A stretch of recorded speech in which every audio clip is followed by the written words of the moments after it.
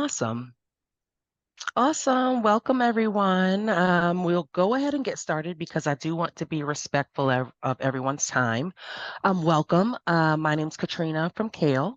We're glad that you guys joined us for this session of Advancing Outcomes for School-Age Youth, Optimal Designs for Pre-Apprenticeships. Just some housekeeping.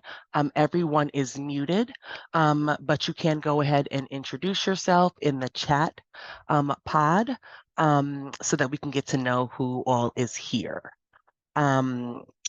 Without further ado, I'll go ahead and welcome our speakers for our presentation. Thank you guys for being here. Good afternoon, everyone. We got the spot after lunch, so I hope everybody is now settled in and had a cup of coffee. My name is Ava Mitchell. I am the CEO of the Coalition for Career Development Center, here to co-present with my board chair, Dr. Annette Parker, who also will be speaking about her experience from many different hats, including her role as president of South Central College, and Dina Kleminka, who is an expert that works, a subject matter expert that works with us at the CCD Center. I'm going to start with a short introduction to who we are, because this describes the kind of lens in which we are looking at how we advance outcomes for young people with pre-apprenticeships as a key lever.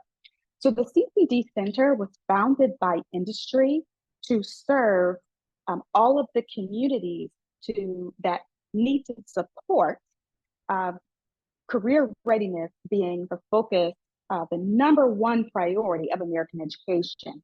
And that's for all. We're not just talking about career readiness for CTE students. We're talking about career readiness for every single student, starting in kindergarten and continuing throughout the lifespan. So to that end, we work not only with industry, but also with educational organizations from elementary schools to community colleges and workforce programs. We work with city and state governments, and we also work with communities that remain deeply connected to the people that we're serving. So we're going to start with a broad overview from the chair of our board, Dr. Parker, about why it's important to focus on pre-apprenticeships, especially at this time, and to start with young people as early as possible and then continue throughout that journey. Dr. Parker. Thank you, Ava. It's a pleasure to be with you all today. And I really just want to focus in on what is important. Why is this important? And let me just say that throughout my career, and especially in my role as a president, we see that workforce is now the number one issue as a nation. And we see that as, if we're going to be globally competitive, we must have a skilled workforce for the future. And I'll give you a prime example is what's going on right now with the chips industry. As many of you know, a lot of our chips technology is in Taiwan. And as we look at global political situations, we know that we have issues in Asia that risk some of the technology that you all, if you're watching a cell phone today or a computer, you have that technology in your systems, and it's an American tool, and we cannot have it in Taiwan exclusively, and it's not there for us to be globally competitive as a nation.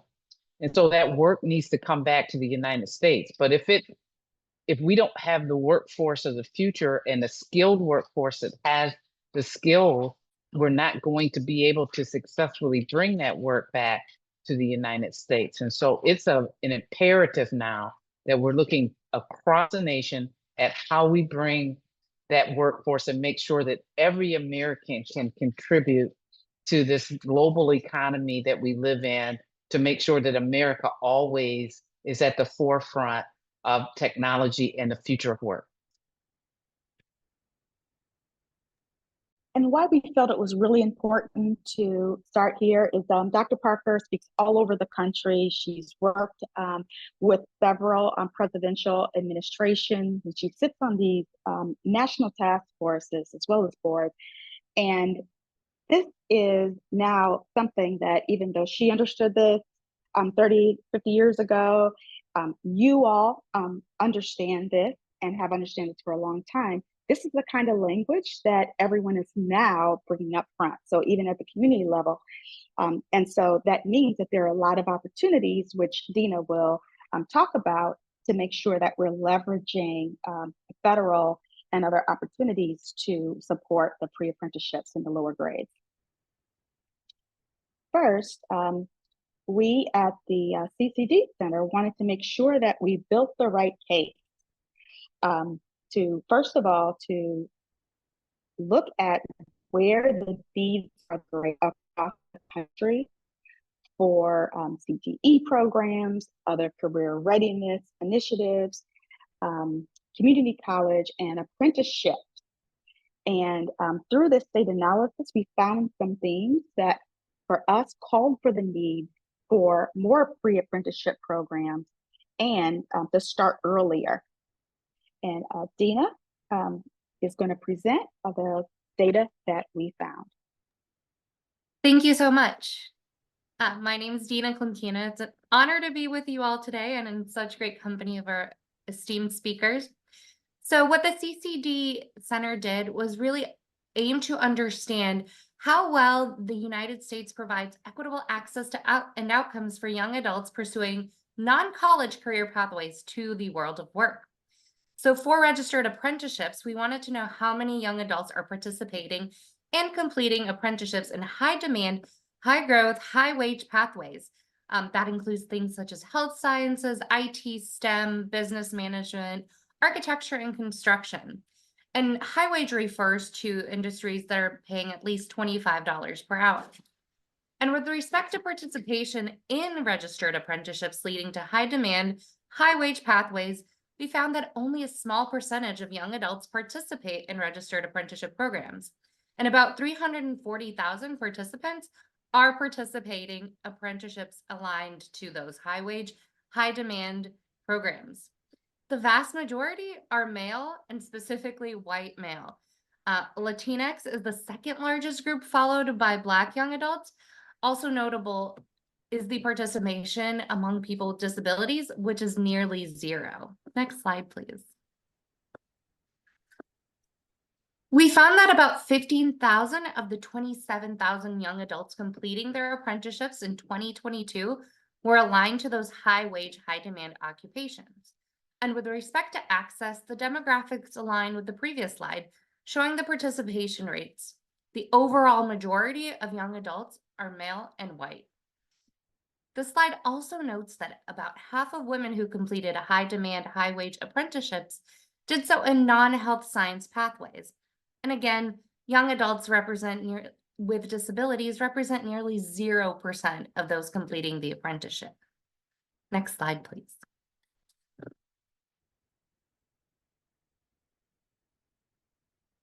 In addition to assessing equitable access, we also looked at the equity with respect to wage earnings associated with completing a registered apprenticeship program. We're quite excited about these results because they indicate that a registered apprenticeship offers a great non-college pathway for social mobility. Young adults who completed apprenticeships in high demand, high wage occupation pathways earned almost 3 times the hourly wage compared to those who did not. And equitable wage earnings are especially notable for Black, Latinx, and Indigenous or Native American young adults. 2 caveats include women and individuals with disabilities. And while it's important that both earn double the hourly wages, they had not completed a registered apprenticeship. Their hourly wages are lower than the other demographic groups still. What these results indicate is that while registered apprenticeships align with high demand, high wage pathways, and they offer access to living wages, there's few young adults that are actually gaining access among those who And among those who do, there's a strong need to improve access for those who are historically underrepresented groups. For example, women, individuals with disabilities, and other populations. So with that, I'll turn it back over to Ava.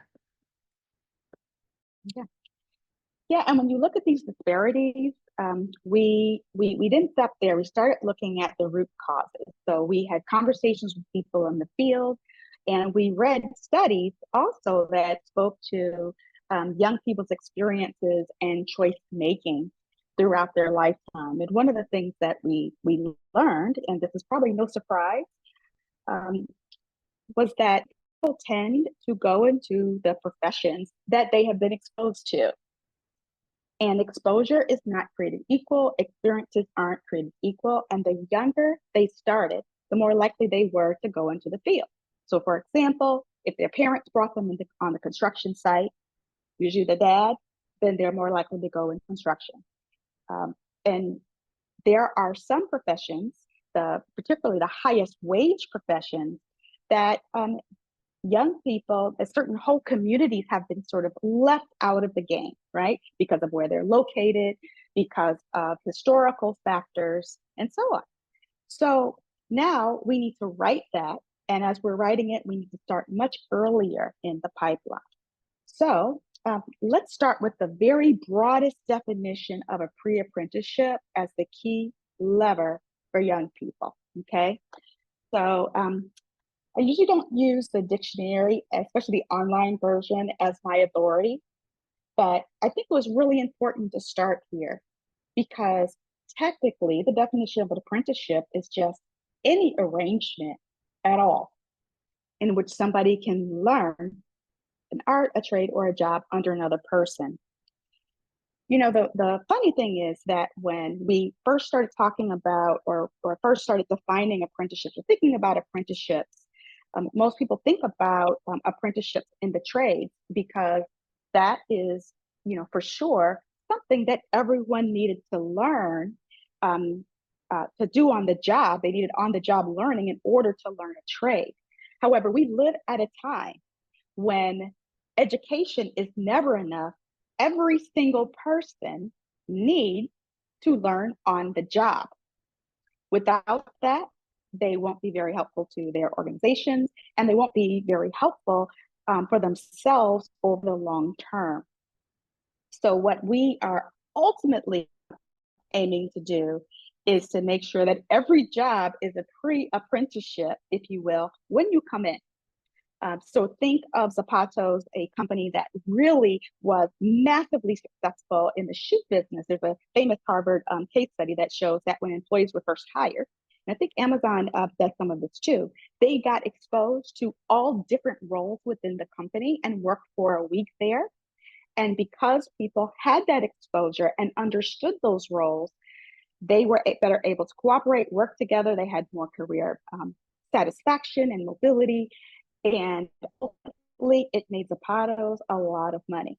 So what we're pushing here is a different way of thinking about a pre-apprenticeship experience for everyone and starting as young as possible. And it doesn't really matter if you call it an internship, you call it a first job, you call it a 2-week experience, right?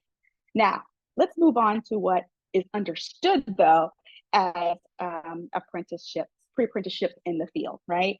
So everyone understands that it is a well-designed training model, and that it is for individuals that might have some, but not all, of the academic skills or competencies to actually be, you know, an official apprenticeships, like ready to work and learn with someone who's a specialist on day one. So it's designed to help them meet the minimum entry point for selection criteria. And many of you in this room probably come from just one of the sponsors, and maybe some of you work with more than one.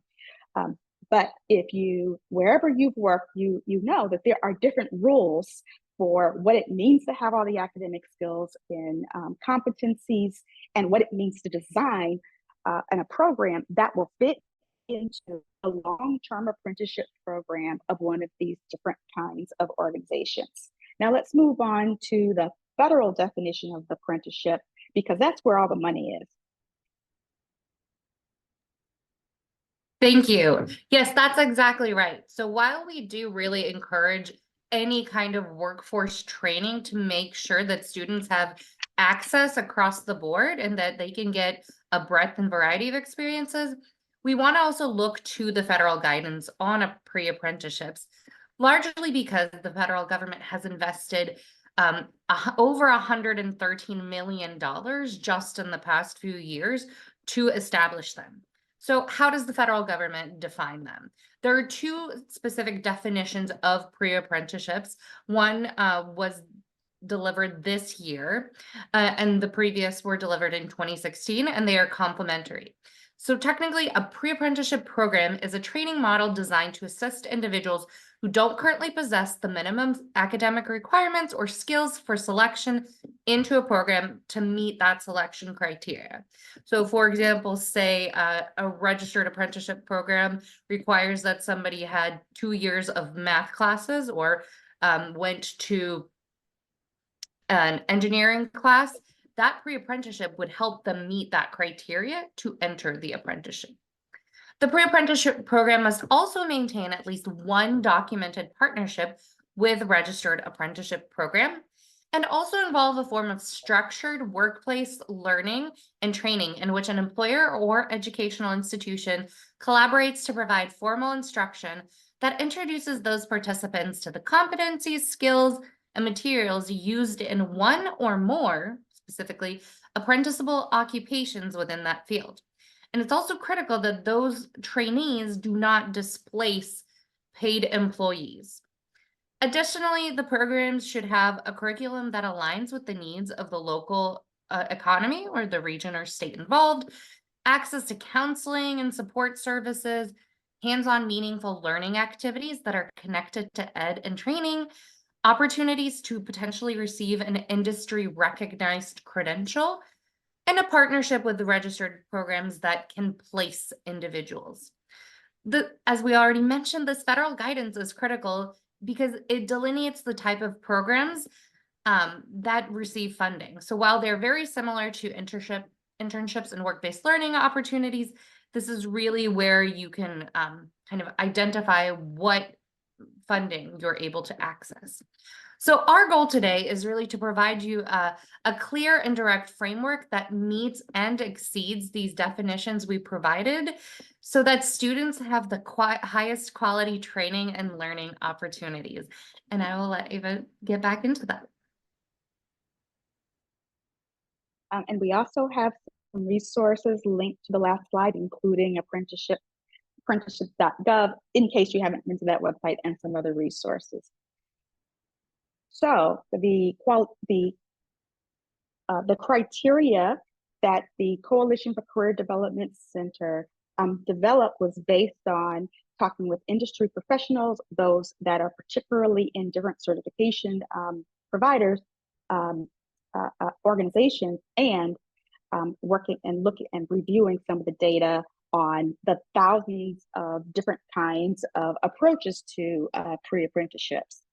So this is how we defined high quality pre-apprenticeship to meet or exceed. So it has two purposes: one, to meet or exceed the federal standard, and also to be able to start with individuals on a pre-apprenticeship, no matter their background or their age or their career stage. So the first is to meet quality assurance guidelines. The next is to have to do with our a framework that works for all across the lifespan.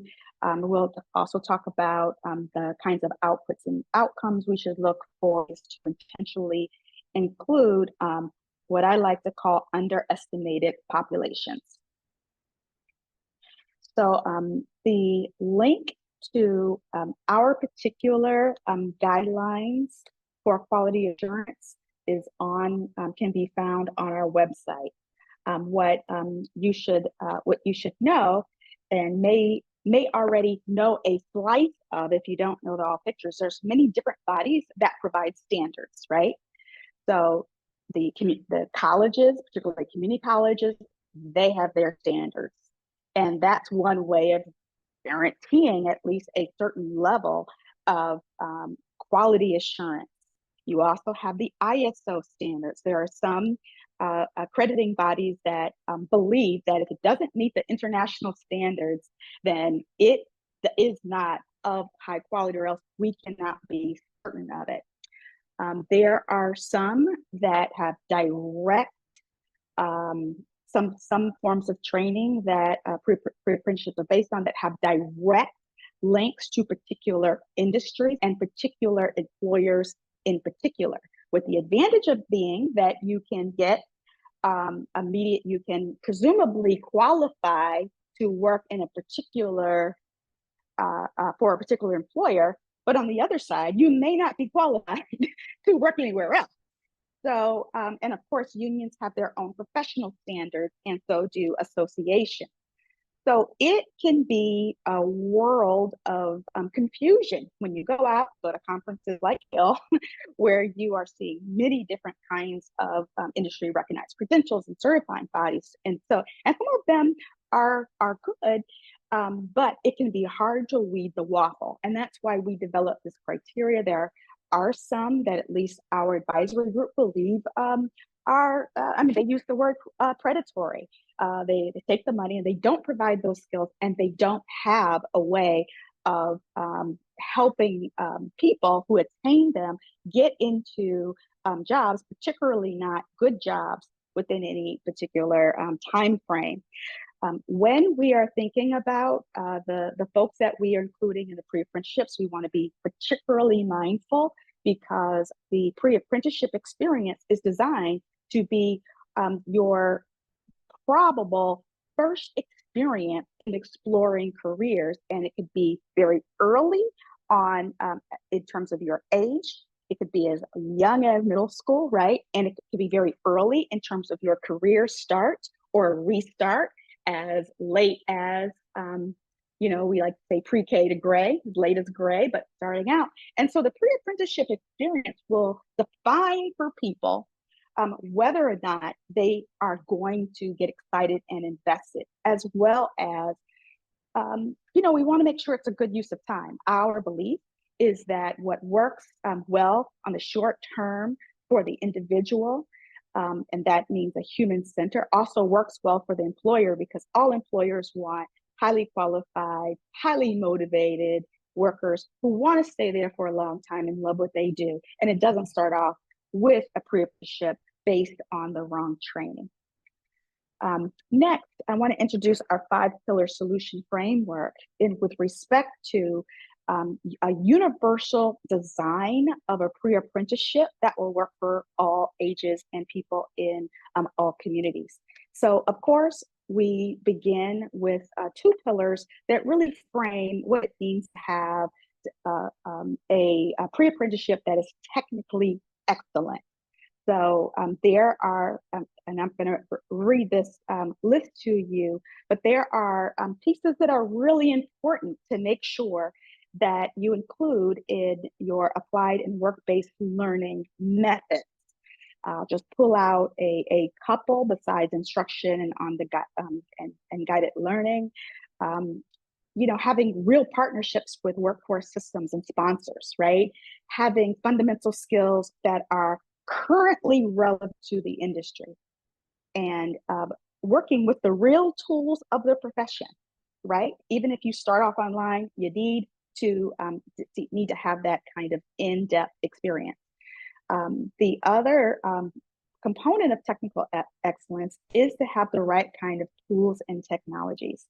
And we are including in that category of tools and technologies that allow individuals to self-learn and self-relearn and improve and explore their career interests in the field. But it also includes, and this is part of our standard guidelines, is having the kinds of tools, working with those kinds of tools in those programs, which are real world, so that when you have the experience, you're ready to get out either on the factory floor or hospital or anywhere else that your pre-apprenticeship might take you. So now I'm going to frame the adaptive human-centered principles.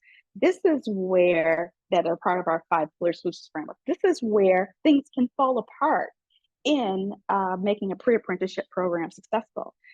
So because we are a human-centered organization focused on career readiness, we know that what works best for the individual is also going to work for the employer, because if your employees aren't in the right career, they didn't go through the career planning and advising process early on, they're not going to stay. They're not going to be in. They're going to quiet quit, or they're going to leave, and you have to spend those investments over and over again instead of just doing it right the first time. This is particularly important for several groups of people: young people who don't know the whole span of things and therefore aren't ready to commit. Those who are relearning, starting a different career, reskilling, right? And those from communities that have not been exposed at all to what's out there. So the last, besides career planning, career advising, that needs to start as early as possible, we recommend age-appropriate activities that begin as early as kindergarten. We'll talk later about what it looks like for organizations that work with apprenticeship programs and colleges and schools to reach down into the not just the high school level, but the middle school level and beyond. But that's when it should start. The last of the 5-pillar solutions framework that we apply to pre-apprenticeships really has to do about accountability. And when I say accountability, I'm talking about accountability for all of the parties that have a memorandum of agreement, either explicitly or implicitly, around how this pre-apprenticeship experience is going to play out. So after you get the pre-apprenticeship, what are the kinds of apprenticeship that now you are ready to go into because you meet at least some basic standards? What are the job opportunities? Are they paid? And they should be, even when you start really young. And are they fully welcoming experiences, so people won't show up ready to go, excited about the field, and then have an experience day one in the apprenticeship and then just walk away from the table? That kind of accountability is really important for long-term success and continuous improvement. So we have mapped out some of the outputs that we believe are key to a successful and accountable apprenticeship. So this is a focus on accountability with respect to our pillar on that. These outputs can be measured in terms of looking at program design, looking at survey data from users in all areas, and also in terms of tangible numerical outcome data. So, for example, for apprentices, they should feel that they had the opportunity through the pre-apprenticeship to try before they buy. They have the opportunity to not just build their technical skills, but also they're feeling like, yes, I can do this. It means that they earned money, and what I like to say, meet their peeps. People that they can start building a network with that will create these conditions of learning. And it also means that they will have opportunities and find them to move up and out. So after the pre-apprenticeship goes, they are ready to roll. And we need to measure whether or not we need to design it to meet these outputs, and we need to measure whether or not we have met those goals. And of course, we have outputs that employers need, because it's about return on investment. There's a lot of data that shows that they get it. And there are outputs that secondary schools and colleges need, and it's really about not just their reputational social capital, but also their recruitment, retention, enrollment, engagement, attendance, graduation, credential attainment, and as Dr. Parker will talk about later, just outcomes on performance and closing gaps. And so on this slide, you'll see some examples of some measurable outcomes that you can use to make sure that the pre-apprenticeship experience has been a success. So for example, employers should have lower recruitment costs for talent. They should have financial returns if they take advantage of benefits, increased performance, and number of qualified and committed workers, just as an example. All right, this last of the sort of 4 main components is the sort of the diversity issue. And let's be clear about how first that we are defining diversity. Diversity is lacking in areas where people have been left out. And it could be for a number of reasons. It could be historically, it could be because of gender, it could be because of skill sets, it could be because of language, race, disability. It could be because they are in a rural part of the state and now the big boys just moved in town, TMT, and they just don't have the skills. So all of these, it could be older workers, it could be the younger ones where people are kind of abandoning the field. But what the most important thing is, if the field is or the workforce is not already diverse, that means it's probably designed to suit the folks that are already there.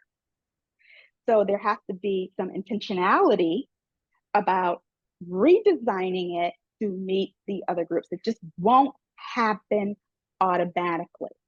And so there are specific design elements that globally need to be mapped out across the ecosystem, that need to be planned for very intentionally. And it usually involves working with multiple departments within each of those stakeholders. Recruiting, for example, community-based organizations can be more connected than to communities that are disengaged from work and disengaged from school. And so really good pre-apprenticeship program managers will be able to establish the right partnerships. And if they don't exist, find those organizations, build up those organizations, and then build the throughways themselves. And of course, hiring matters, both on the instructor side and the workplace placement side, and on the modeling side and the mentoring side, and also making sure that employers meet their numbers, showing real commitment. And there's the mentorship element as well. So we have some great examples of partnerships that have created the kind of pre-apprenticeship programs that meet all these criteria and they make a big difference. So we're going to start with Dr. Parker's very well-known work in Minnesota. Thank you, Ava. I'm going to start with a story because everything that I share here has been a process, and it started in the beginning when I first arrived in Minnesota, and I served on President Obama's Advanced Manufacturing Steering Committee. And so I knew that was a great opportunity to really upgrade or enhance our work that we were doing in Minnesota around workforce, specifically in this case around manufacturing. So that's where we started. And so we positioned ourselves because we knew more funding would come in around President Obama's AMP, that we named our initiative MinAMP. We wanted the federal government to understand that we were taking the recommendations from the Obama administration around apprenticeships and stackable credentials and implementing them in the Minnesota state system. And so we partnered with 12 of our community colleges and 2 of our centers of excellence in Minnesota. And we went after, at that time, a round 4 TAC grant to really build in industry recognized credentials in manufacturing and build an apprenticeship model for our state.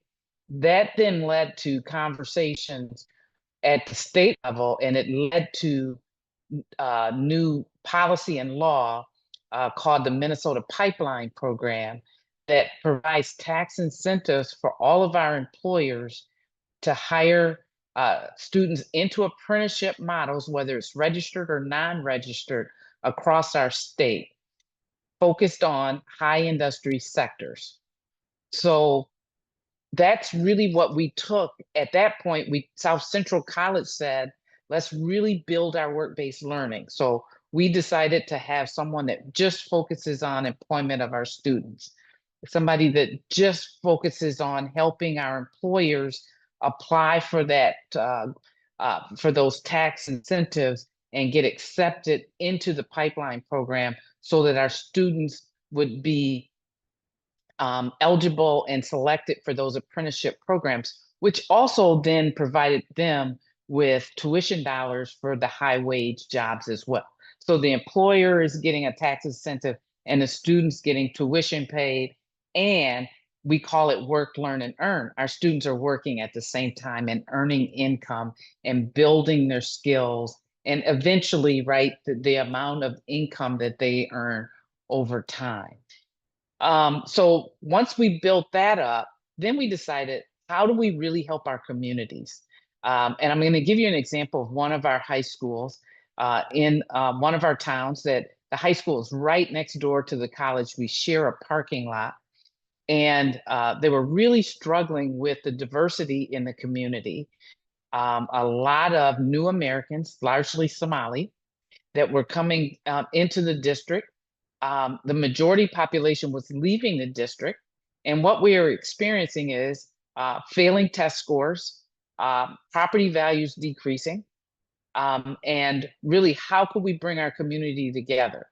So we worked with our chamber, we worked with our employers, we worked with our high school partners to build a program that we call H2C, High School to College to Career, where the high school students are getting those same stackable credentials in high school, so that many of them, our first group was in health sciences, can earn up to 32 college credits before they leave high school with stackable industry credentials, everything from CNA, but leading to practical nursing with an additional semester or two additional associate degrees and diplomas, and working with our employers to do that. And so now we're seeing diversity in that workforce, in those students, I'm sorry. And we're looking at their success rates. Their success rate is higher than our average student. And our employers are engaged with those students as well. And so that's really how we took something from the very beginning and built it out so that our entire community is benefiting. And so that the students in high school can start earning those credentials and be ready and be a pre-apprentice, so that once they start the college level and they're done with high school, they can then go right into the apprenticeship program at South Central College. And last, I'd be happy to say I'm excited to share that we had the first pipeline student in the state of Minnesota, and we're extremely proud of that, and we continue to grow that partnership. Amazing. We're going to stop now for Q&A, or to allow people to share examples of the kinds of youth pre-apprenticeship programs that they've been able to design in their context. So do we have any from the floor with Q&A, with questions, or any comments or examples? We're going to give just about a few more minutes of wait time. And if we don't hear Katrina from CAEL with any inbox messages, and we're going to give one more example before we move to the resources, at least one more example. Yeah, and just a reminder, you guys are muted, but you can use the chat box to go ahead and type any responses. I know Dina's in there as well. checking on things.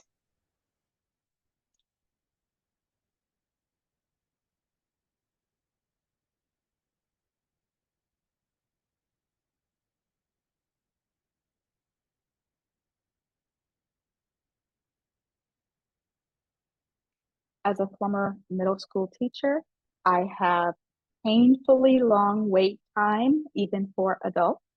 But we'll move on to the next, and feel free to put something in the chat if you think about it later. All right. Which example should we go to next, Dina? Alaska? I would love to share a little bit about the Able Disabled Advocacy program. I think it's quite Great. innovative. So this program was actually received some federal funding in the past 2 years that really allowed it to expand and grow those opportunities. So the focus is on improving opportunities for youth with disabilities to enter registered apprenticeship programs. And they provide standards-based pre-apprenticeship training for those high growth, high wage occupations in IT and construction. And they provide a front-loaded curriculum that consists of CompTIA, Network Plus, Security Plus, all leading to credentials required to enter on-the-job learning with about 2,000 hours. So they do a really fast-paced approach that's also very youth-centered and seeks to overcome local service gaps and support and address the needs of youth. So they have a focus on universal access and accommodations, career assessments that are ongoing and iterative. They help individuals overcome mental health and substance use challenges. They provide them with labor market information, skills upgrading. They provide them with financial management trainings and disability 101 tools. They also focus on housing, transportation, childcare, and other services, as well as financial assistance. So really, both providing the high quality learning component, the experience component with local businesses, as well as those wraparound services and supports that could really change somebody's ability to access these services. And as you can see, they also have a really comprehensive, robust network of partners that includes everything from traditional workplace partners, like the state apprenticeship agency, but all the way down to those employer trade associations, education providers, and workforce partners, which really makes sure that everybody is looped in, included, and there's no gaps in services so that those pre-apprentices can really engage in those services. And Dina, I'm really glad that you pointed out this one next, because most times when we have initial conversations with employers about engaging pre-apprentices, their first wonder is, are you sure they can add value? Are you sure they can learn it? But there are plenty of examples, and our framework is built on those examples, where if you have individuals with disabilities, and you start at diverse individuals with disabilities, and you start at younger and younger ages, you can literally design a pre-apprenticeship for everyone. It's really about making sure that you have the right components. It might be a different pace of the learning. It might be different kinds of instruction. It will require more build up in terms of social and skills or cultural skills for a particular kind of environment, because every work environment has a different kind of culture, which may or may not be aligned to your own. And mostly just having the time investment, having the people around them that both near peers as well as mentors and supervisors that know how to work with the young people or the older ones, and understand how they express their talents and potential, so that it can be designed the right way. And when an employer can't do it, or you're working with an organization that can't do it, there are those that can design to it, either in that community because they are already connected and providing services or training to that community, or in national places. But the local context will still matter. So it's a matter of digging deep, and the results can be absolutely fantastic. We are almost at time. I'm going to leave space at the very end in case there are any questions. I'll just let you know we have other examples in here. We have some resources that we think are probably the best places to start when it comes to understanding the case that we're making here for advancing youth apprenticeships.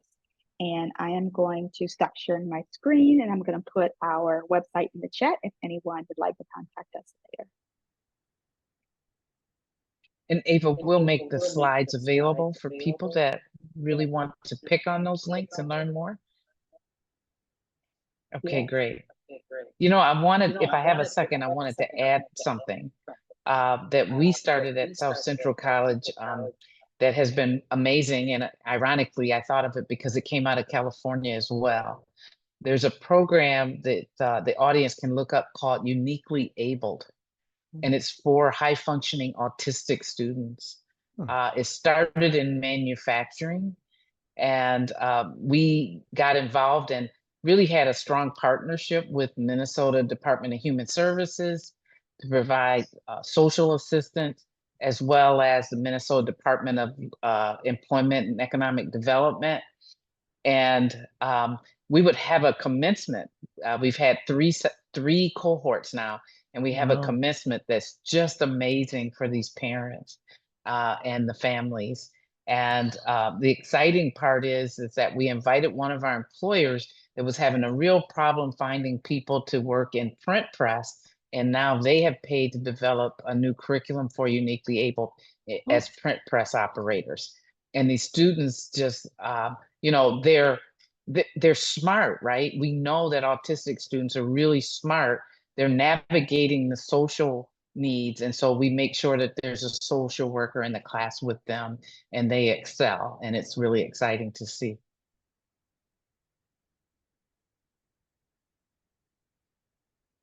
Look up Uniquely Able, you guys that are listening. I believe they have like their employment rate and their success rate is in the high 90s. Outstanding.